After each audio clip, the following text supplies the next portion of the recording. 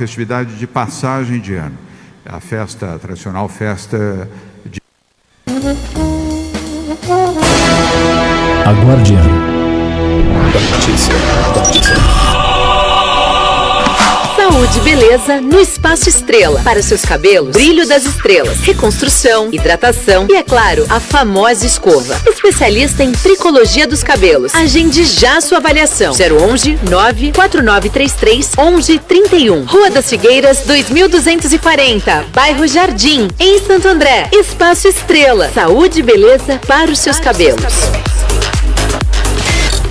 A Guardiã da Notícia.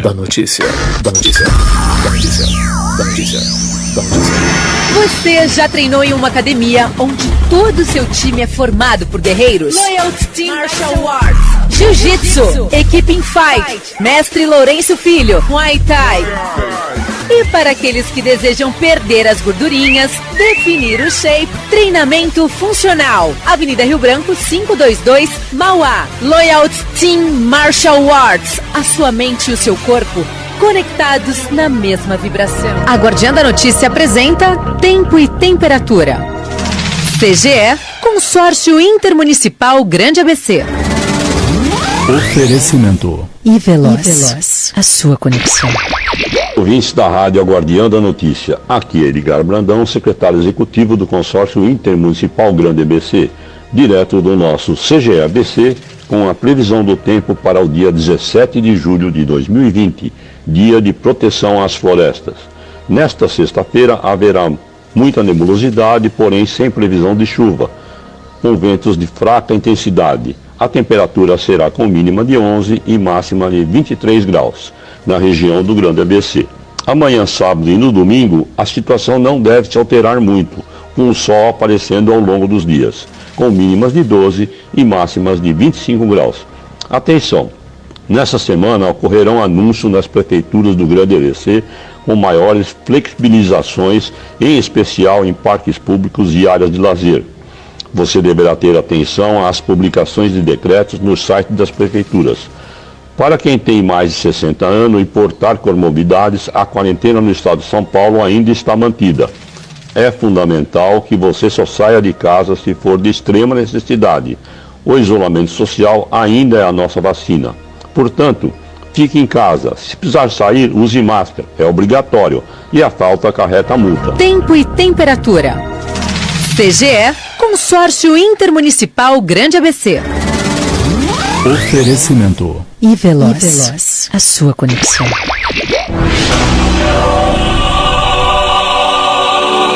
Rei do Mármore. Excelência em qualidade para pias, mesas, bancadas e até escadas. O melhor em pedras para o design da sua arquitetura. Cartela de cores arrojada e moderna, de acordo com lançamentos de mercado. Conheça já os nossos produtos e solicite um consultor para o seu orçamento. 011 95437 9514. Rei do Mármore. Elegância com a essência das pedras. Guardiã da Notícia. A Guardiã da Notícia. Envelope seu veículo com qualidade e dê um visual diferenciado para ele. Pioneiro em carros particulares e carros para empresas. Saiba mais, confira agora mesmo. Personalização de carros é na Publisign. 011 3857 0002. Publisign, envelopamento automotivo. Confira agora mesmo.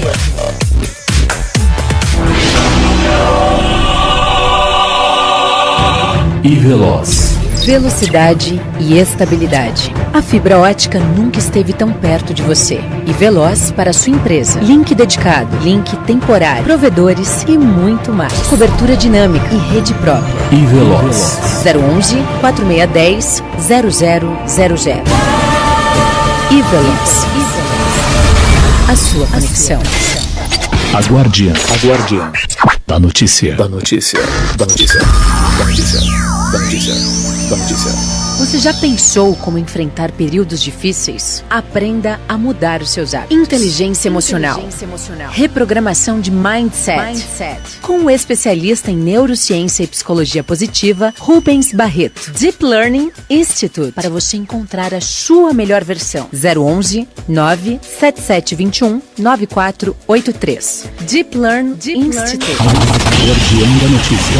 A Guardiã da Notícia. Olá, meu nome é Jamila Ferrari, eu sou delegada de polícia, coordenadora das Delegacias de Polícia de Defesa da Mulher do Estado de São Paulo. Vimos nos últimos dias nas redes sociais 2 campanhas para ajudar as vítimas de violência doméstica na pandemia. Uma brasileira do CNJ chamada Sinal Vermelho, para mulheres vítimas pedirem ajuda nas farmácias do país. E outra canadense que ensina um sinal silencioso com as mãos para denunciar violência doméstica. A Polícia Civil de São Paulo disponibiliza às vítimas a delegacia eletrônica para registros de casos de violência doméstica e familiar. Basta acessar o site através de um smartphone, tablet, desktop ou notebook e fazer o BO de forma simples e rápida.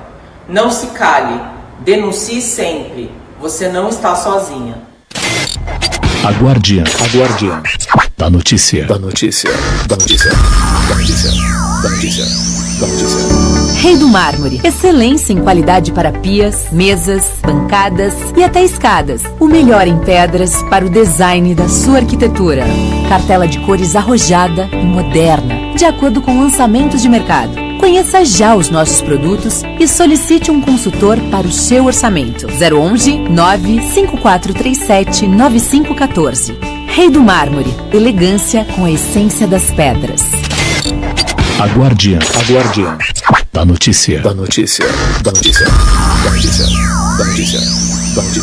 Saúde e beleza no Espaço Estrela. Para seus cabelos, brilho das estrelas, reconstrução, hidratação e, é claro, a famosa escova. Especialista em tricologia dos cabelos. Agende já sua avaliação. 011 94933 1131. Rua das Figueiras, 2240. Bairro Jardim, em Santo André. Espaço Estrela. Saúde e beleza para os seus cabelos. A Guardiã da notícia.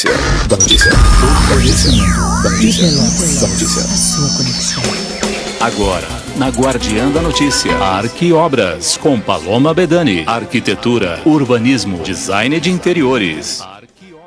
Música e informação na palma da sua mão. Eu sou a arquiteta Paloma Bedani, começando mais um Arquiobras. Hoje, dia de proteção às florestas, quero mandar um beijo especial aí para as minhas amigas engenheiras ambientais que cuidam do nosso verdinho. Gente, vamos se conscientizar. Então, hoje a gente está aqui com uma convidada muito especial, com um tema assim, que é super importante para todos os brasileiros, né? A casa própria. Michele, ela que é especialista em finanças, Michele Mello Shionmatsu. Seja bem-vinda, Mi, boa tarde. Boa tarde, Paloma, obrigada. Mi, conta um pouquinho pra gente da sua apresentação pessoal, a sua formação e a experiência na área. Ah, legal. Eu tenho mais de 20 anos de história no mercado financeiro, né? Com consultoria em investimentos já há mais de 14 anos. Eu sou especialista em investimentos Ambima, planejadora financeira CFP. Então, ao longo desses 20 anos, a gente passou por várias experiências, né? Desde pessoas precisando de renegociação de dívida e reestruturação financeira, até a outra ponta, que é aquela pessoa que tem um dinheiro, não sabe onde investir, precisa de um consultor e de uma orientação financeira para alocar os seus recursos, enfim, fazer multiplicar o dinheiro, né, Paloma? Que Isso é importante, muito importante. Não pode deixar dinheiro parado. Muito importante. Gente, a Michele é super modesta, mas ela é muito inteligente, super influente na área. Ela tem um canal no YouTube, né? Que se chama Sobra Mais. E conta um pouquinho pra gente, de onde surgiu essa ideia de fazer o Sobra Mais? Foi de necessidade de seus clientes? Foi um sonho? Conta um pouquinho. Na verdade, o Sobra Mais ainda é um projeto bastante embrionário, né? Até por conta do meu ritmo de vida, enfim.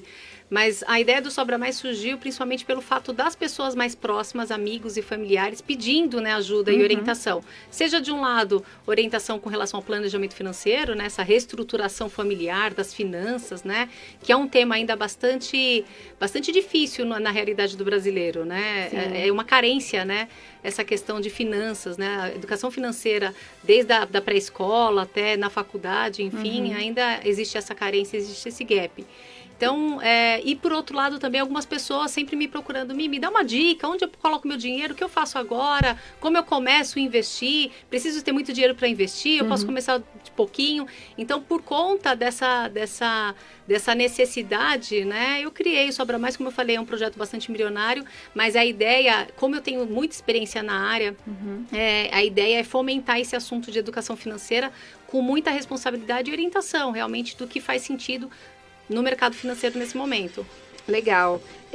E assim, o que eu tenho? Eu tava até vindo para cá pensando nisso, né? A gente tem aula de matemática na escola, né? Como você disse no primeiro ensino. O meu sobrinho, o nosso sobrinho teve aula de empreendedorismo em um dos colégios que ele estudou, mas a gente não tem aula de finanças, né? O brasileiro é muito carente de informação, mal sabe administrar o salário, sempre gasta mais do que ganha, tem também a questão do desemprego. Então, o nosso desafio hoje aqui, gente, como arquiteta e como especialista em finanças, é dar uma luz para vocês no fim do túnel, que tem o sonho da casa própria. Eu acredito que é o sonho de todo brasileiro.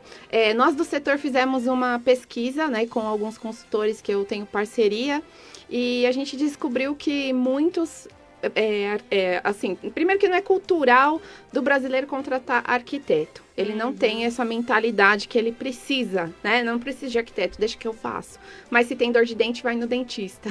Às vezes também, né? Vai aguentando até o problema ficar chegar pior no canal, né? Exato. Então, eu vejo que a gente precisa mudar a mentalidade. E como é que a gente vai mudar? Dando informação, né? Acho que a informação é conhecimento, e conhecimento é primordial. A gente fez essa pesquisa e descobrimos que mais de 90% assim, das pessoas que têm a casa própria, geralmente só tem uma casa própria. Então, a gente estava trabalhando esse nicho justamente para saber fazer um briefing bem preciso para como que a gente vai decorar a casa dessa pessoa, que geralmente é uma casa. No máximo, quando uma pessoa de classe média alta, ou até, né, um pouco melhor assim, de situação, ela vai ter 2 casas ou mais. Mas no caso seria assim, uma casa na praia, um trabalhador comum, ou um sítio para aposentadoria ou para descansar. Então, no máximo, ele vai ter 2 casas na vida, né? Então, tem gente que passa 30 anos pagando uma casa, um apartamento, que depois já não se adequa para o estilo de vida que aquela pessoa está tendo. E aí, por isso que tem eu, gente, vocês podem me contratar, @que Projeto Arquitetura, fica a dica. E aí, vocês precisam nesse sentido de informação. Então, a gente hoje aqui vai dar uma explanada nesses assuntos. Começando, então, eu queria fazer uma pergunta que a gente recebeu nas caixinhas. Essa semana a gente abriu umas caixinhas, né, nas nossas redes sociais, e o pessoal perguntou. Então, eu estou trazendo aqui ao vivo para a Michelle responder para a gente. O que faz mais sentido? Guardar ou poupar dinheiro sem propósito? De jeito nenhum. Acho que o dinheiro ele tem que ter um propósito. O dinheiro ele tem que ter uma marca, ele tem que ter um destino. Se você guardar dinheiro sem propósito, não vai durar 3 meses essa sua possibilidade, né? Na verdade, essa frequência, né? Então, se você não der um destino para o dinheiro e se você não der um propósito para o dinheiro, você não consegue dar continuidade. Então, primeiro você tem que destinar o recurso para cada finalidade que você quer. Então, por exemplo, se você quer fazer uma viagem para o exterior, não importa o valor. E eu costumo dizer o seguinte, independente da classe social, todo mundo tem a possibilidade desde que faça um planejamento antes. Eu também concordo. Então, você quer fazer uma viagem ao exterior, precisa saber quanto custa essa viagem. Primeiro de tudo, saber primeiro quanto de custa, tudo, né? O orçamento, não dá para ficar só na nuvem, eu costumo dizer, né? Não dá para ficar só no pensamento, né? Ou olhando a internet. Você precisa primeiro fazer um orçamento. Com base nesse orçamento, você vai fazer um planejamento de quanto você consegue guardar por mês para, em um determinado prazo, você atingir aquele objetivo e fazer a sua famosa viagem. Com outras coisas, é da mesma forma, com outros sonhos, com outras realizações, seja comprar uma casa, seja trocar o carro, ou mesmo comprar uma simples geladeira. toda a aquisição precisa ter um planejamento. E aí, com base nesse planejamento, você consegue chegar em qualquer lugar. Essa é a premissa básica. Então, o dinheiro tem que ter... nem que você separe em várias caixinhas dentro do teu orçamento financeiro. Você separa aquilo, o que é para troca do carro, o que é para troca do imóvel ou aquisição do primeiro imóvel, o que é para trocar um eletrodoméstico e assim sucessivamente. Tá bom. Então, também, o que eu tenho, assim, percebido, né? Tem muitos clientes que têm um bloqueio de me contatar como profissional porque acha que arquiteto é coisa de rico. Mas nunca nem soube o preço, nunca nem perguntou o preço. E aí, quando eu apresento todo o meu trabalho, a pessoa fica surpresa. Nossa, Paloma, eu achei que era coisa de outro mundo. E, como eu disse, eu já tenho uma outra metodologia de trabalho. Eu não cobro por metro quadrado. Eu acho que já está super ultrapassada essa metodologia. E eu acabo fazendo pacotes de serviço que atenda ali a necessidade de cada pessoa. Tem gente que só quer reformar um banheiro, é um ambiente. E tem gente que quer construir a casa desde o zero. E aí ela precisa de um planejamento financeiro, né? Justamente para isso. Eu tenho o hábito, inclusive, de montar uma planilha para os meus clientes para eles acompanharem mensalmente quanto que eles vão pagar para cada fornecedor. Legal. Porque ele sabe que tem um valor ali X que ele tem que pagar, mas no dia a dia ele não sabe o rateio que vai para cada fornecedor. Então eu acabo ajudando nesse sentido. Mas as pessoas têm um bloqueio de achar, eu não consigo nem comprar minha casa, como é que eu vou contratar um arquiteto? Então qual que é o melhor caminho? Na verdade, assim, toda a especialização, ela existe por uma razão. Sim, sim. Seja a especialização como planejadora financeira, seja um dentista, seja um arquiteto. O problema do brasileiro, né, da nossa cultura, é que a gente sempre dá um jeitinho.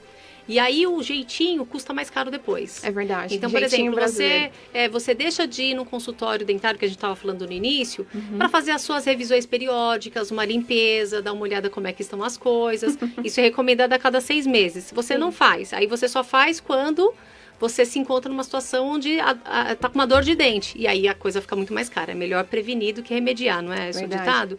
A mesma coisa o arquiteto. Do meu ponto de vista, é uma função super importante, porque mulher, principalmente, gosta muito de redecorar a casa, mudar o layout, dar uma repaginada e etc. Não sabe como vai fazer. E aí, assim como você vai, às vezes, ao cabeleireiro e pede uma orientação para saber que corte fica mais legal, que corte combina com a tua pele... Às vezes você vê uma coisa na internet que não cabe para você, não fica bom para você. A mesma coisa você vê um layout de uma sala na internet e você vai tentar repetir isso na tua casa, não vai ficar legal. E você gastou dinheiro e depois você vai ter que gastar de novo para reformular aquilo que você tinha. Tem gente que faz até dívida. Exatamente. Então é melhor você contratar um arquiteto, alguém que saiba, né, fazer os cálculos necessários, sabe os ângulos, enfim, sabe o que combina com o quê, porque aí você gasta uma vez só. Então eu acho que gastar 2 vezes, né, ter o retrabalho é muito mais caro, né? Então, com certeza, enfim. Por isso que estamos aqui. Qual que é o passo a passo, assim, para um trabalhador, um pai de família, né, que está aí lutando para que almeja esse sonho da casa própria? Que dica que você dá para que ele possa conseguir adquirir a primeira casa própria, né? Então, o que esse pai de família tem que colocar na ponta do lápis e levar em consideração para conseguir mudar a questão da habitação da sua família? Sabe que a casa própria no Brasil ainda é uma grande deficiência, né? Sim. Acho que todo brasileiro ainda tem o sonho da casa própria, que é uma dívida com valor maior. Sim. E dado que o brasileiro não tem essa cultura de poupar dinheiro, como na Europa, nos Estados Unidos, em outros lugares, a gente acaba tendo uma dificuldade de adquirir um bem que tem um valor maior, um valor agregado maior. E essa pergunta, ela envolve várias coisas. Tá. Eu costumo dizer que ela envolve 3 pilares, né? O primeiro é o psicológico, emocional, já vou explicar cada um deles. Tá. O segundo é o de hábito e o terceiro é o planejamento, que é o último deles, né? E, aliás, eu até diria que um é mais importante que o outro, mas não. Todos eles têm Caminham a sua importância. Juntos. Exatamente. Então, o que acontece é o seguinte... Primeiro, acho que precisa haver uma mudança de hábito. E aquilo que a gente falou no início, de como conquistar um sonho, independente do tamanho do sonho, se é uma viagem para o exterior ou é adquirir uma casa. Primeiro, você tem que saber o que você quer. Dado que você sabe o que você quer, qual é o imóvel que você quer, o bairro, onde você quer morar, valor, onde você quer morar e etc. Depois que você tem essa visão do que você quer, você tem que fazer um orçamento. Quanto custa esse imóvel? Fez o orçamento, tenho dinheiro ou não tenho? Né? E aí o terceiro passo que normalmente as pessoas seguem é procurar um financiamento. E aí eu vou entrar num assunto bastante polêmico aqui sobre essa questão de financiamento, que aí entra esse lado psicológico. Normalmente a pessoa vai buscar um financiamento. E hoje nos bancos você só consegue financiar 20%. Então, por exemplo, se você já vai em busca de uma casa que custa 300 mil reais, o banco ele vai fazer uma avaliação, uma análise do teu crédito para saber se cabe no teu bolso ou não. Uma primeira dica que eu dou é não siga a orientação do banco 100%, porque ele vai dizer que a parcela pode ser até 30% da tua renda. Eu diria que deveria ser até 20%, não 30%. Por quê?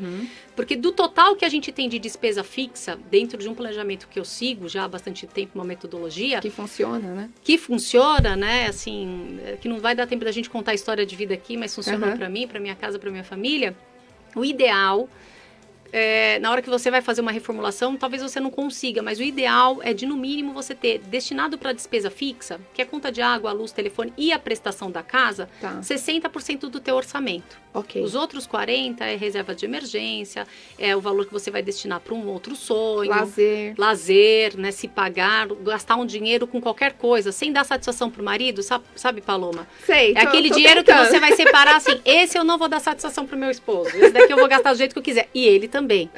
E os outros 60% tem que estar ali a parcela do imóvel. Agora, imagina se você destina dos 60%, metade é a prestação. Fica muito pesado. Verdade. E aí, no meio do caminho, podem haver algumas intercorrências, você pode se enrolar no meio do caminho e vai ficar pesado. Então, o ideal, do meu ponto de vista, é ser 20%. E aí, quando você faz essa conta, talvez você quisesse comprar um imóvel de 500, vai ter que baixar para 300 mil. E eu acho que isso é saudável. Porque para você dar um upgrade no imóvel, é muito mais fácil do que você comprar o primeiro. Então, compre o primeiro num valor menor, que caiba dentro do teu bolso. E aí, eu vou entrar na questão psicológica e polêmica. Do ponto de vista econômico, né, que é uma das minhas formações, o ideal, economicamente falando, e aí vai a questão psicológica, é você não comprar o imóvel, não fazer o financiamento. Se você fizer um financiamento hoje, por exemplo, de um imóvel na ordem de 300 mil reais, você vai ter que dar 60 de entrada. Então, você só vai conseguir financiar 240 mil. Com o financiamento hoje, tá? A gente está com uma taxa de juros bastante baixa, 2,25, deve cair mais, na minha opinião. Mas os bancos não cederam ainda as taxas na proporção da taxa Selic, né? Porque o banco está com medo de inadimplência e etc. Mas eu acho que para os próximos meses, acho que até quem quer fazer um financiamento, segura mais um pouquinho, tenta segurar mais uns meses, que eu acho que os bancos, aos poucos, com a retomada econômica, deve baixar a taxa de juros. Olha aí, dica preciosa. Exatamente. E como a gente está num período de inadimplência, muita gente desempregada, o banco não vai baixar a taxa de juros e fomentar esse negócio nesse momento, mas é possível que no futuro aconteça. Mas no patamar de taxa de juros que a gente tem hoje, em torno de 9%, já tem banco falando em 7%, 240 mil reais, ou seja, retomando aqui, 300 mil, dou 60 de entrada. 240 mil reais, em 35 anos, você teria um inicial de parcela aí de 2.200 reais, 2.210 mais ou menos, contando o seguro, né, que eles embutem ali, as taxas dos bancos e etc. Se você pagar um aluguel de R$ 1.300, R$ 1.200 e guardar R$ 1.000 ao longo desses 35 anos, a uma taxa de 0,30, você vai ter mais ou menos 850 mil em 35 anos. Nossa. Você mais do que paga o seu imóvel. E se você financiou... Ainda dá pra me contratar, gente. Tô chocada. Exatamente. E se você financiou o imóvel, esses 240 mil em 35 anos passa a ser 650 mil. Então, assim, é uma ordem de grandeza, né, que precisa ser levada em conta. E aí entra a questão do hábito, E se você conseguir... Né? Exato. E se você conseguir uma taxa de 0,5%, hoje parece mais difícil, mas a história do Brasil é de taxas mais altas, então eu acho que assim, é super plausível falar em 0,5%, não agora nesse comecinho, mas para os próximos anos. Se você conseguir uma taxa de 0,5%, esses R$ 1.000 que você guardou, de novo, estou pagando 1.200 de aluguel e guardo R$ 1.000, que é exatamente o valor proporcional da sua prestação, que você ia financiar. Em 35 anos você tem 1,5 milhão. E você não está desabrigado. Gente, arrasou na matemática. Então, por isso que eu falo que é a questão psicológica. Porque a mulher fala assim, mas eu quero ter minha casa. Eu quero dar cor para a parede que eu quiser. Eu quero trocar. Mas você pode fazer, concorda? Você pode chegar no acordo com o proprietário fazer e dar uma repaginada. Inclusive, negociar o aluguel com relação a essa melhoria. Só que isso vem um outro ponto que você citou aí, que é a questão do hábito. Você vai conseguir ter esse controle de guardar os R$ 1.000? Precisa, porque senão você vai viver a vida toda de aluguel. Então, é necessário fazer com que esse dinheiro se torne ali um dinheiro quase que imexível, sabe? Aquele dinheiro que você não pode mexer de fato. E o segundo é o planejamento, que enquadra tudo isso, né? O Ok. psicológico, a questão de onde eu vou guardar o dinheiro, né? Enfim, você pode hoje ter mais recurso, garimpar mais resultado via bolsa de valores, se você tem perfil, via fundos multimercados, existem uma infinidade de opções que inclusive podem te proporcionar até mais do que esse 0,5% que eu citei, ou mais do que esse 0,30%. Então é um planejamento mesmo, mudança de cultura. Olha aí. Né? É Agora, isso que por a gente exemplo, precisa. se você de fato, Michele, não tem, eu quero ter uma casa e dizer que ela é minha, né? Por mais que ela não seja de verdade, porque só na última parcela, né? Quando você pagar lá 420 parcelas, na ultimazinha lá, você vai falar, é minha agora. Tá. Às vezes dá essa falsa sensação de que é sua, mas se ainda assim você precisa, primeiro, faça um planejamento onde a parcela caiba no teu bolso dentro desse 20%. Tá. Segundo, guarde uma reserva de emergência. Intercorrências podem acontecer como a pandemia. Exatamente. A gente nunca imaginou, né, que em 2020 a gente ia viver uma pandemia Exato. e virar tudo de ponta cabeça. É. Eu, como profissional da área, eu sinto que tava vindo uma onda, assim, muito boa, né? Nascendo uma marola, e aí veio a pandemia. E aí a gente foi ali interrompido, não chegou a fazer a crista da onda. Mas eu acredito que essa crista vai voltar e todo mundo vai surfar Sem junto dúvida. nessa onda, Sem né? dúvida. Mas a gente estava retomando o fôlego e aí deu uma segurada. Não é que o investidor, ele não tenha recurso, ele está segurando, porque ele também está inseguro de Sim. investir nesse momento. Sim. E o trabalhador, ele não sabe o que vai ser da vida dele, não sabe o que vai ser na empresa Exato. que ele trabalha. Então tá É todo isso. mundo no momento de insegurança, Cautela, né? cautela. Então eu acho que Exatamente. esse é o momento de planejar, de sentar, de procurar a casa e falar, não, realmente a casa que eu quero é X, então eu não consigo guardar esse valor hoje, mas eu posso ter uma renda extra. Não é verdade? Sem dúvida. De repente fazer um outro serviço por fora e desse serviço guardar esse dinheiro, não é um bom Claro, caminho? principalmente, né? Acho que a renda extra, ela sempre agrega, né? Seja para realizar um sonho, às vezes você vê que a sua renda é muito justa e você não consegue fazer uma viagem, como eu citei, vai em busca de uma renda extra. Existem uma infinidade de trabalhos na internet que você consegue desenvolver e que não precisa de muito tempo e que você consegue desempenhar, né? Ter ali uma renda extra ou um hobby que você tem e torna isso profissional, divulga nas redes sociais, você consegue vender algum artesanato, alguma coisa assim. Então, assim, existem uma infinidade de possibilidades. Nessa quarentena eu vi muito gente profissional de várias áreas, inclusive da saúde. Se reinventando. Se reinventando, exatamente. Indo vender marmita, sabe? Um estilo diferenciado, mais sofisticado, mas indo vender marmita. Marmita gourmet. Marmita gourmet, marmita de comida japonesa. Existe algum demérito nisso? De jeito nenhum. Demérito é a pessoa não lutar e não tentar batalhar. Exatamente. Eu acho que o brasileiro, por mais que o mercado diga não, assim, ele é muito persistente, né? É persistente, assim, o brasileiro sabe ganhar dinheiro. O problema do brasileiro é não saber manter o dinheiro. Verdade. Ter, ele sabe. Guardar, ter o dinheiro, né? Possuir o dinheiro, sim. Agora, manter o dinheiro, que é uma coisa que exige habilidade, exige diligência, exige planejamento, ele não consegue fazer, que é a questão do gap da educação financeira que a gente falou lá atrás. Olha aí, precisa de hábito e psicológico, gente. Vamos prosseguir, então.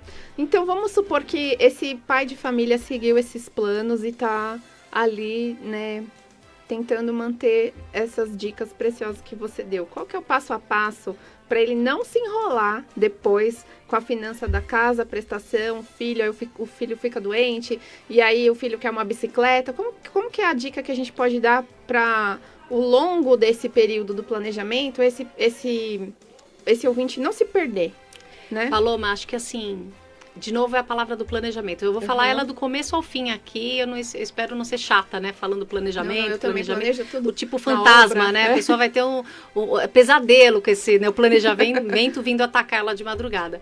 Mas a questão aqui é assim, você tem que, de fato, fatiar a tua renda. Tá. E se você é casado, é importante ter um racional em conjunto. Não dá pra ter, eu tenho um sonho A e o outro tem um sonho B. Porque cada um vai remar para um lado e no final você não vai sair do lugar. Acho que é importante ter um consenso de onde nós queremos chegar como família e ter um racional da renda familiar. Legal, né? senão ainda vai gastar com o divórcio, né? Exato. Não, e olha, eu posso tirar te falar, daquilo que você está guardando. se não me falha a memória agora, que é um dado que eu não puxei recente, mas pelo IBGE, se não me falha a memória, 49% dos casos de divórcio pelo IBGE tem causa financeira. Sim, eu Então, acho que é o segundo tema. O primeiro é traição, mas eu vi que o segundo é financeiro. Então, se você tiver uma vida financeira saudável, seu casamento vai permanecer saudável. Olha aí, E a gente. conscientização do casal, né? Porque às vezes tem um que gosta mais de falar de finanças, tem mais habilidade, e o outro abdica, fala, nem quero saber. Mas aí, esse nem quero saber, vai gastar a mais. Né? Vai gastar um sapato a mais, uma bolsa a mais, ou uma roda do carro, uma reforma no carro. Aí tem de tudo, gente. Tem de A a Z. Agora a questão assim, fatiou, separou ali 60% da tua renda para as despesas fixas, a parcela da casa, se você optar, né? Não seguir o meu conselho, optar por financiar. Contas básicas, água, luz, telefone, despesa fixa, é tudo aquilo que surgiu uma emergência e uma dor de barriga, eu não consigo me desfazer. Eu preciso continuar pagando. Dá para eu viver sem luz na minha casa? Não dá. Dá para viver sem água? Não tem como. Deixar de pagar o condomínio, você é despejado, agora já pode fazer isso, né? Então, 60%. Os outros 40%, você vai destinar um pedaço, 10%, por exemplo, para investimento, 10% para a realização de um outro sonho, e você pode fatiar esses 10% também, aí fica a bel prazer. 5% se pagar e 5% reserva de emergência. Tá. Esse se pagar é aquilo que a gente falou, né? Pega esse dinheiro e gasta com o que você quiser. Vai num restaurante caro, enfim, faz o que você quiser sem olhar o cardápio. Sabe aquela coisa de você abrir o cardápio e não ficar olhando, deixa eu ver qual que é o mais barato. Só Vou olhar pegar a fotinho, né? esse filé de frango aqui que tá, né? Não. Pega o que você quer comprar de fato sem olhar. E os outros 5% ir constituindo uma reserva de emergência. Legal. A reserva de emergência, ela tem que ter por objetivo mínimo 12 meses de despesas fixas. Olha, gente, anota aí. Repete isso, Mi. 12 meses de despesas fixas. Por quê? Tá. Veio uma pandemia, teu salário é reduzido pela metade, como é que você paga? Verdade. Né? Você perde o emprego, como é que você paga as suas contas? Então, não é só olhar a questão da escola do filho, a questão de quanto a esposa, da academia, não vai muito além. Você precisa ter uma visão mais longa, né? Mais de longo prazo, de planejamento. Porque se alguma coisa vier, pelo menos você tem 12 meses ali que você vai se garantir. E em 12 meses, se você perder o emprego, por exemplo, é um tempo razoável para você se realocar no mercado financeiro, fazer um curso, né? E se reinventar. Enfim, você tem um gap ali, um tempo que você consegue se remanejar sem passar muita dificuldade. Porque normalmente acontece o seguinte, você perde o emprego hoje, amanhã já está passando fome. No Brasil, infelizmente, é assim. Mas por conta de falta de reserva. Então, assim, você precisa destinar um pedaço para a reserva financeira e um outro pedaço para a constituição de patrimônio. O que eu quero ser daqui 20 anos? Como eu quero estar daqui 20 anos? Não sei se você sabe, Paloma, 2% dos brasileiros que se aposentam são independentes financeiramente. E ser 2%. Ou seja, esse baixo, independente é até relativo. Quer dizer que eles não precisam de ajudas de familiares ou de caridades. Tá. Então, assim, imagina você se aposentar, trabalhou a vida toda, ganhou, né? Fez várias viagens para vários lugares legais, teve um carro bacana, uma casa bacana, e aí chegou no final da vida, você precisa de ajuda dos filhos. É triste, né? Ou de uma cesta básica da igreja, sabe aquela coisa do bairro? Então, assim, isso é muito triste, mas é falta de planejamento financeiro. E isso, não sei se é culpa do governo somente, mas eu vejo que é uma cultura que vem dos pais. Né? Então, o pai teve a casa própria, porque antes eles iam lá, compravam um terreno e era muito mais fácil de construir, né, do que hoje. Então, a pessoa é criada com aquilo, você tem que ter sua casa, você tem que ter sua casa, você tem que ter sua casa. E aí, entra a pergunta que não quer calar, que é o tema de hoje. A casa própria é uma segurança ou é um investimento? E qual que é o melhor caminho para o jovem de hoje que está ouvindo a gente e não sabe o que fazer? Ou se ele casa, se compra uma bicicleta, se vai fazer um intercâmbio, ou se ele... Não, eu quero ter uma casa só para falar que é minha. Vale a pena? Como que é a sua visão? Investimento jamais. Tá. Casa própria significa que eu vou morar nela, né? Via de regra, tem essa associação. Se eu vou morar nela, ela não é um investimento. Existe uma linha dentro da economia ou da contabilidade para quem é contador, que é ativo e passivo. Ok. A casa própria, ou seja, aquela casa que você habita nela, ela é um passivo, ou seja, ela só te dá despesa. Ah, mas eu tenho de patrimônio R$1 milhão. E onde está seu patrimônio? Está na minha casa. Então, desculpa, isso para mim não quer dizer muita coisa. Você só tem um passivo. Okay. Que te gera que vale hoje R$1 milhão, mas que te gera uma despesa, provavelmente um apartamento nessa magnitude tem um condomínio mais caro, IPTU mais caro e etc. Então, agora se você tem um imóvel que você aluga, ou que você compra e faz algumas negociações, compra e vende imóveis, etc., aí ok, esse imóvel está te gerando uma renda, que a gente comentou aqui, uma renda extra. Legal. Né? Agora, se você mora, habita nele, eu até sugiro que você não use todas as suas reservas para ter esse imóvel. Né? Você precisa ter uma reserva, porque o que adianta você ter um imóvel de R$1 milhão e na hora que você passa um aperto, você não tem R$1, né, para perder o emprego. E aí é despejado, né? Ou vai ter que vender. Quanto tempo? O imóvel não tem liquidez. Porque por mais que você fale, ok, eu tenho um imóvel que custa R$1 milhão e acha que isso é muito, no momento de necessidade, você vai me dizer, ok, eu vendo, mas quanto tempo você leva para vender esse imóvel? Às vezes ele vale R$1 milhão hoje, mas dentro de um tempo X para vender a R$1 milhão. Agora, se você estiver passando um aperto, você vai vender por 900, por 800, ou seja, já não é mais R$1 milhão. Verdade. Já é um valor menor. Então, assim, o imóvel onde você habita tem que ser um valor bem abaixo do teu patrimônio total. Você tem que ter uma reserva financeira, você pode até ter um outro imóvel para alugar, mas o imóvel que você habita, ele só gera despesa para você, é um passivo. E aí, respondendo a questão do jovem, eu acho que o jovem, por ter um propósito, né, por ser jovem, né, eu estou imaginando uma pessoa de uns 20 anos, mais ou menos, tá já ingressando na carreira, etc. Eu acho que ele tem que definir objetivos de vida. Tá. Então, eu compro uma casa ou eu faço um intercâmbio, por exemplo. O que essa casa vai te trazer de benefício? Talvez não te traga nada, muito pelo contrário. É a mesma coisa do jovem comprar um carro. Usou o transporte público e por conta de ter usado o transporte público, gastava menos para se locomover. E aí guardou um dinheirinho, a primeira coisa que quer fazer, comprar um carro. Só que aí ele começa a se apertar, porque o carro é uma despesa, é um passivo. Então ele vai ter o IPVA, coisas que ele não contava, a gasolina é muito mais cara do que eventualmente você tomar um metrô. Ele vai ter o seguro do carro, em São Paulo principalmente não dá para andar sem seguro, São Paulo e grande região, né, grande São Paulo. Então, ele tem que ter um objetivo. O que aquela compra daquele imóvel vai trazer para ele de benefício? Tá. Só para falar que tem um imóvel? Então, acho que era mais fácil a gente seguir aquele primeiro raciocínio de guardar o dinheiro e como o jovem, ele tem tempo, faz o dinheiro multiplicar. Investe em coisas, se ele tem perfil, mais arriscadas.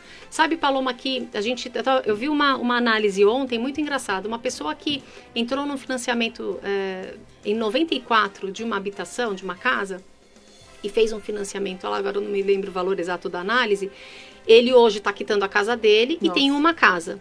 Se ele tivesse comprado a ação do Bradesco, na mesma época, ele teria 45 casas. Então, assim, melhor nem fazer essas análises, senão a pessoa fica frustrada, né? Porque no meio do caminho pode até ter se enrolado com a dívida e etc, né? E um ponto que eu digo também, só para puxar um gancho com relação a essa questão de financiamento, quando você vai decidir fazer um financiamento, não use todo o teu cofrinho para dar a entrada ali no financiamento, que é isso que as pessoas fazem. Eu vou financiar um apartamento de R$300 mil, aí eu quero usar o máximo da minha reserva para eu financiar o menos possível. E aí não dá para me contratar, gente. Então, exatamente. Vamos pensar que ele já separou o dinheiro da arquiteta, porque quando a gente entra no imóvel, mulher principalmente, quer deixar bem legal. Mas, normalmente, ele quebra todos os cofrinhos. Então, o que eu costumo dizer? Não coloque todo o dinheiro ali e fique sem dinheiro nenhum.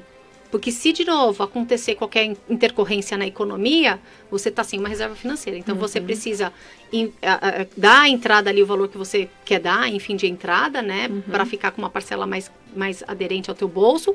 Porém, deixa um dinheiro guardado. Tá, mesmo porque ainda tem a chave, intermediárias e tudo mais, né? Isso eu tô considerando tudo isso, tá? Eu tô considerando que a pessoa colocou tudo, o arquiteto colocou a chave, as intermediárias, não vai ter despesa mais nenhuma. Ok. Normalmente a pessoa quebra todos os cofrinhos e fala, até o último centavinho eu tô pondo ali. Entendi. E aí no dia seguinte ela se vê dentro de uma casa, legal, bonita. Sem recurso. Sem recurso, aí se perde o emprego. É isso que a pessoa não pensa no amanhã, né? Verdade. Então o brasileiro tem essa cultura de, vou viver hoje como se não houvesse amanhã. Aí vive até os 90 anos e passa aperto, né?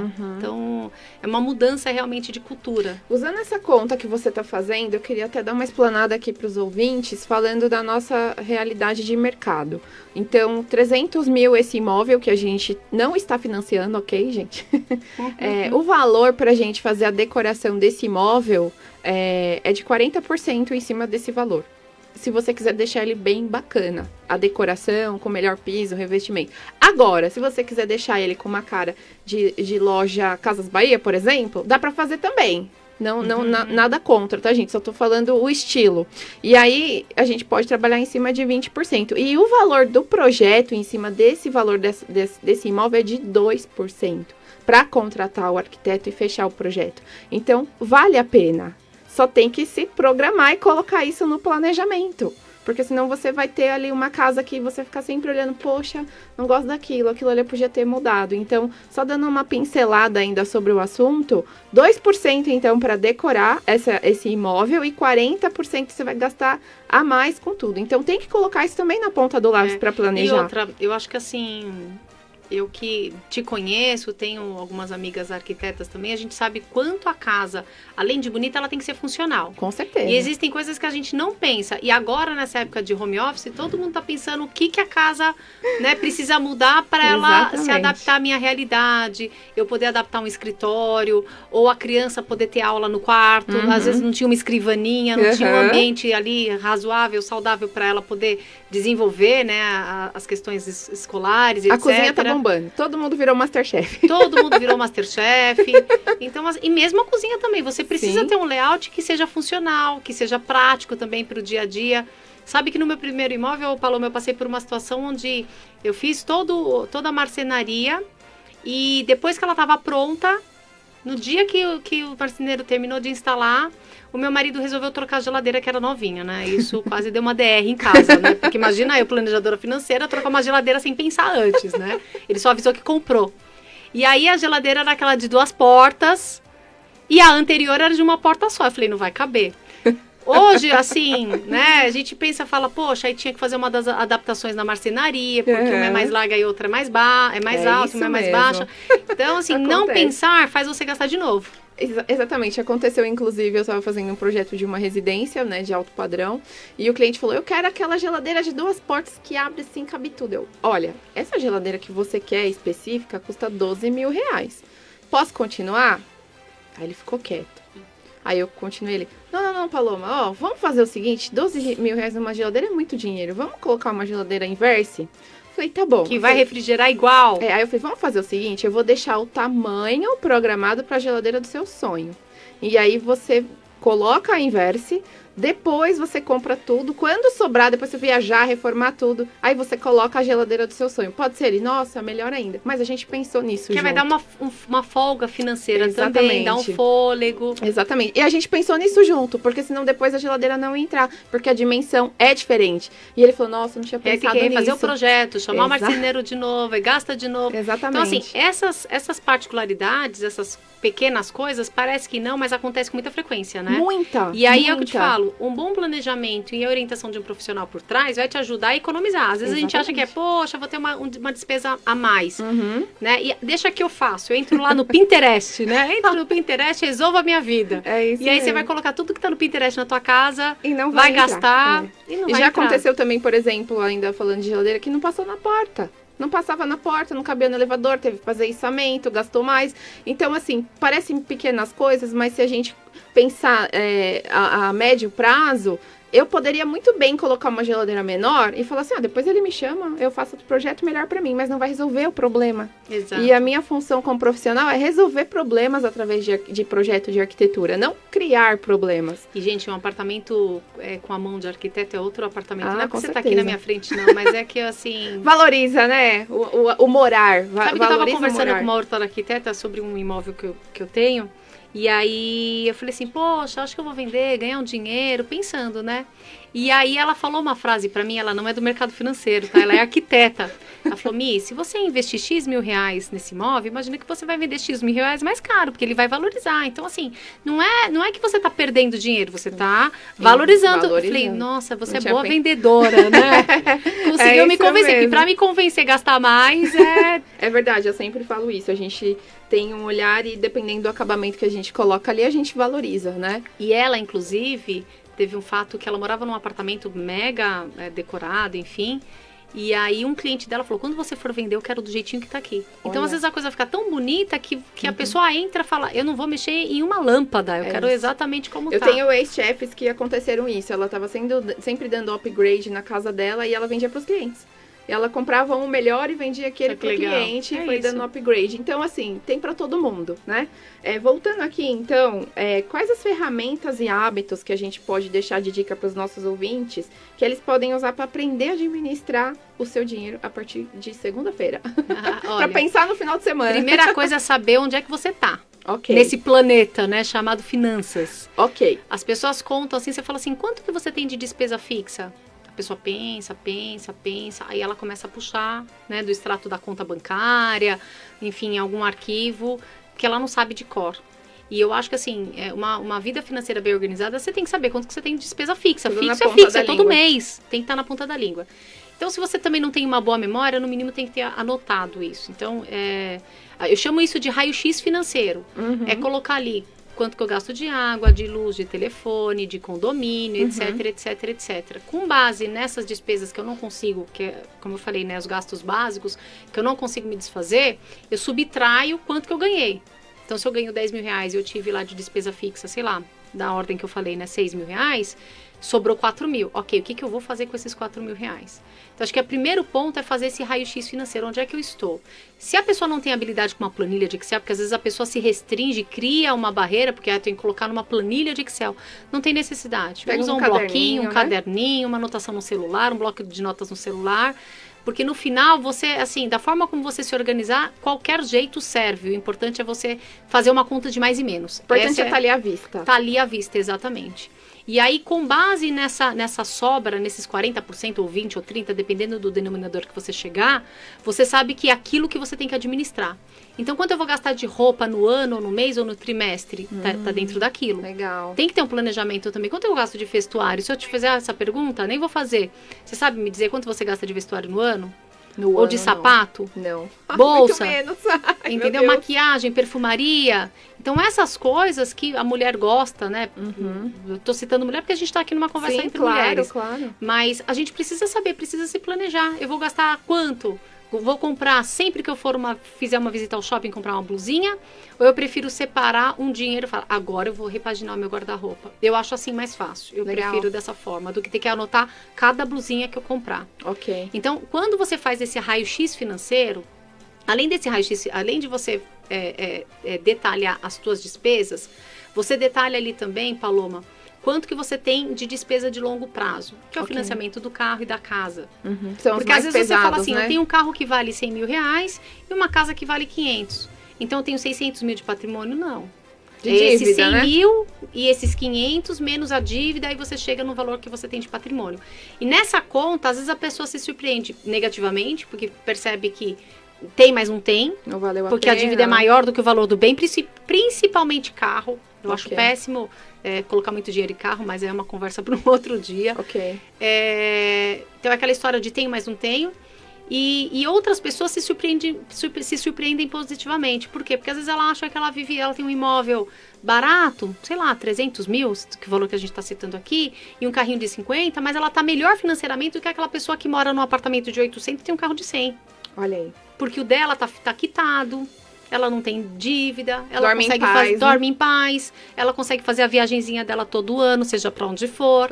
Então ela tá melhor financeiramente, e digo mais, daqui 20 anos você compara um e compara outro. Olha só. Você vai entrar naquela história de quem se aposenta melhor. Olha só. Às vezes a pessoa que vive com visualmente falando, num padrão de vida menor, lá na frente ele vai ter um padrão de vida melhor do que aquele que tinha muita dívida e que todo o patrimônio que ele tinha por trás um banco financiando isso. Olha só, e assim, o brasileiro também tem o costume de ostentar, né? Tudo quer mostrar que tem e que tudo mais. E a pessoa que vive uma vida mais simples, né, mais humilde e consegue manter todas as contas pagas, esse cidadão é o que faz a diferença. É o que devolve o dinheiro quando ele acha na rua, né? É o que se planeja para contratar um arquiteto. Eu costumo dizer o seguinte, por exemplo, as pessoas às vezes vêm me perguntar, outro dia uma pessoa veio me perguntar, eu quero trocar de carro porque eu vou financiar. O carro custava, sei lá, mais ou menos 1/4 do valor do apartamento dele, que era um apartamento financiado. Então, imagina uma conta simples, 400 mil, o carro custava 100. Ok. Exemplo hipotético, tá? E aí na conversa, e não é uma conversa com uma pessoa, eu tenho conversas desse tipo, principalmente veículo, com muita gente. Porque a pessoa, eu quero ter um carro que faz isso, que faz aquilo, que anda, fala, né? Que faz comprar no mercado pra mim. Só que às vezes você pode ter um carro que faz tudo isso num preço muito mais barato e que já sofreu toda a desvalorização que o carro que você tira da concessionária vai te proporcionar. Que é aquele mau investimento, né? Você tira da concessionária, passa 1 ano, 2, já tá menos 30. É isso mesmo. Então andou pra trás. Então às vezes você pegar um carro com 2 anos de uso e ver alguém, né, pra te ajudar a fazer uma avaliação. Que tá em bom estado. Que tá em bom estado, menos rodado, etc. Vai te trazer muito melhor, vai te trazer o mesmo prazer do que o outro. Ok. Porque ele tem os mesmos acessórios, etc. E você vai ter menos perda financeira. Então, acho que esse é um ponto. Mas aí entra a questão de você passear na rua com um carro que vale 100 mil e passear na rua com um carro que faz a mesma coisa de 40. A sensação, né, para a pessoa é outra, mas psicologicamente falando, vai durar quanto tempo essa sensação de andar com um carro de 100 mil e achar que tá abafando? Pô, 3 meses? É. A hora que o PVA chegar, a gasolina chegar... É verdade. Não, ia dar aquele primeiro arranhãozinho que você vai na concessionária, vai ter que pagar uma fortuna para arrumar o carro, você vai falar, puxa, devia ter ficado com aquele de 40. É verdade. Então, assim, carro não é investimento. Eu acho que a pessoa tem que ter o prazer de ter, matar a curiosidade, mas se de tudo quer comprar uma Mercedes, aluga um mês, entendeu? Anda com uma Mercedes, mata à vontade Boa. e volta pro seu carro de 40 mil, 30 Verdade. mil, entendeu? Legal. Então, assim, é questão de... Hábito. Exatamente. Um psicológico, adorei. Para fazer um planejamento financeiro, então, para a gente já ir aqui para o encerramento, é necessária a ajuda de um profissional ou dá para fazer sozinho? É uma Ou pergunta depende, difícil, né? Depende de quanto você tem de habilidade. Porque se você coloca essas regras de bolso, que eu costumo dizer que são de bolso, e leva para a vida...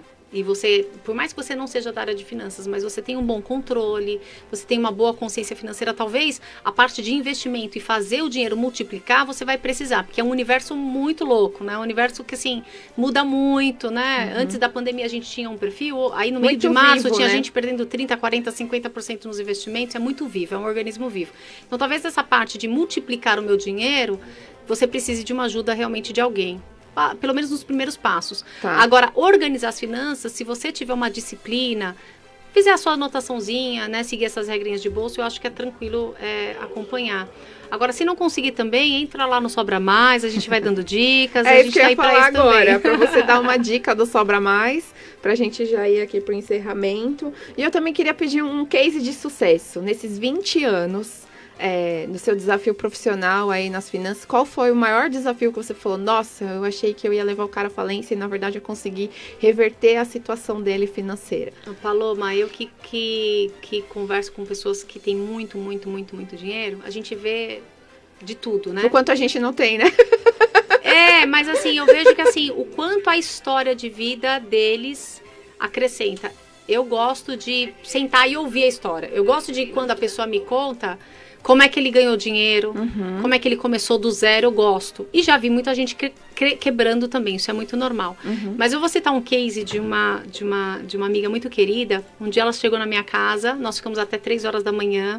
E pra mim vale mais do que todos os outros durante esses 20 anos. Olha, que legal. Ela ficou até 3 horas da manhã e não dava pra comprar no mês um Burger King, sabe assim? Não dava pra comprar um McDonald's. E ela tinha condições ou não? Não. Assim, tava passando por uma situação difícil financeira, tinha perdido o emprego, o filho trabalhava. Então, eu acho que pra mim, até pela história de vida, hoje ela já fala em comprar um carro pro filho. Olha. E eu tô falando coisa de 1 ano pra cá. Mudou o cenário. Completamente. Então, acho que é a consciência financeira mesmo, né? Aquela mudança da cabeça, né? Saber que, poxa, cada centavo vale. Né? Não quero falar que as pessoas têm que ser mesquinhas e tem que fazer conta de cada centavinho. Mas eu acho que assim, o que a gente não pode é desprezar os pequenos passos, os pequenos começos. Então, às vezes a gente fala assim, eu não vou guardar 10 reais porque são só 10 reais. Mas de 10 em 10, ele vira 1.000, ele vira 100 mil, ele vira 1 milhão. Então, a gente precisa criar essa consciência de que cada centavo vale. E eu acho que é um ponto importante também, certa vez eu estava conversando com uma pessoa, e ele falou assim pra mim, acho que até comentei já com você isso, ele falou pra mim assim, olha, Michele, eu trabalhei muito no começo da minha carreira, ele tinha uns 40, 45 anos, aceitei muitos desafios, tolerei muito chefe chato, né? Muito contrato de pessoas difíceis de lidar. Trabalhei muito mais cargas horárias do que hoje eu trabalho, mas por quê? Porque eu tinha um objetivo de guardar um dinheiro e em algum momento eu ser dono das minhas escolhas. Tá. E aí, com base no padrão de vida que ele alcançou, guardando dinheiro e trabalhando muito, ele pode hoje ter um ritmo de vida que ele determina. Ele pode escolher o tipo de cliente que ele quer ter, porque não é que ele vai parar de trabalhar com 40, 45 anos, mas isso é a famosa liberdade financeira. Legal. Se eu não quiser te contratar, ou melhor, se eu não quiser prestar serviço para você, eu não vou prestar, não é só pelo dinheiro, né? Vai muito além disso. Se eu quiser trabalhar de segunda a quinta, eu vou trabalhar. Se eu quiser trabalhar de segunda a quarta, eu vou trabalhar. Então é você passar a fazer com que o dinheiro trabalhe para você e não você a vida toda trabalhando por dinheiro e pelo dinheiro. Essa é a conscientização que a gente precisa ter. E passar a ser dono das próprias escolhas. Dica preciosa do Sobra Mais, então. É isso aí. Eu queria saber se você tem alguma coisa a mais a acrescentar e as suas considerações finais e os contatos.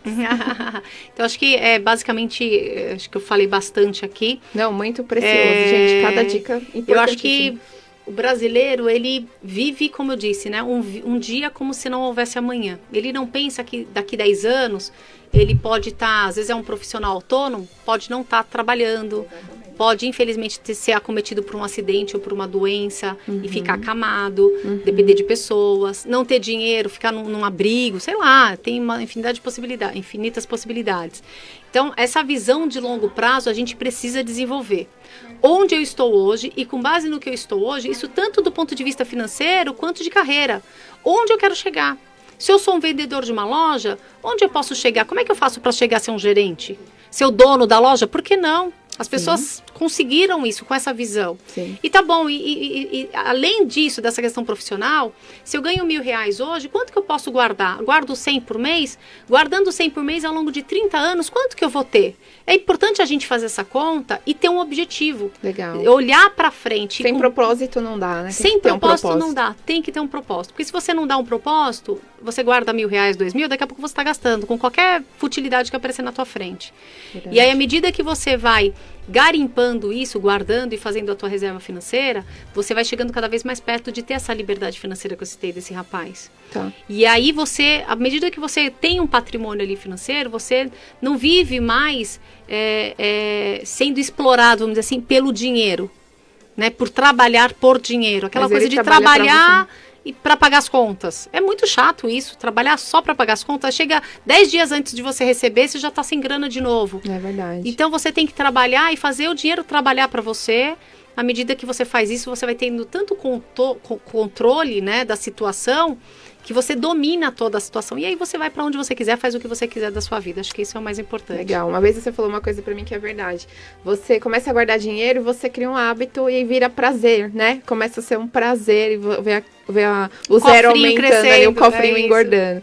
Então eu queria agradecer, muito obrigada pela sua vinda aqui, foi muito rica, todas essas informações, né? Cada um no seu quadrado, nada como um especialista para dar uma explanada pra gente sobre esse assunto. Se a gente ficasse aqui o dia inteiro ainda ia ter assunto, né? A gente marca para você voltar e a gente vai entrando cada vez mais dentro desse universo. Queria agradecer, né? E, gente, então vamos seguir lá o Sobra Mais, Sobra Mais. Tá bom. Lá no Instagram, @Sobra Mais. Já tem uns vídeos no YouTube também, para vocês acompanharem bem específico, temas específicos, né? E também tem o Instagram da Michele.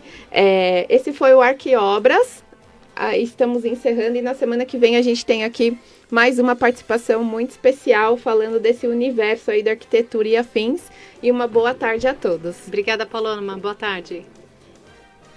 E agora a gente vai aqui para o próximo bloco com o Nelson do Desburocratizando.